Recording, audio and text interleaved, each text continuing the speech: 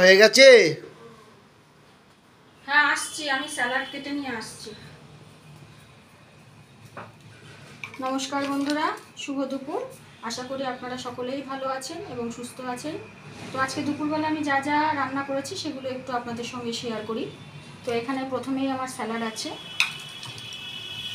এখানে করেছি আমি চিংড়ি মাছ দিয়ে চিচিঙ্গে দিয়ে ভাজা। এখানে করেছি আমি আমড়ার টক। এখানে করেছি আমি চিকেন কষা। আর সবশেষে এখানে আছে আমার ইলিশ মাছ ভাপা। তো এগুলোই ছিল আমার দুপুরের মেনু। যদি আমার ভিডিওগুলি ভালো লাগে আপনাদের, তো প্লিজ লাইক শেয়ার কমেন্ট করবেন। ধন্যবাদ।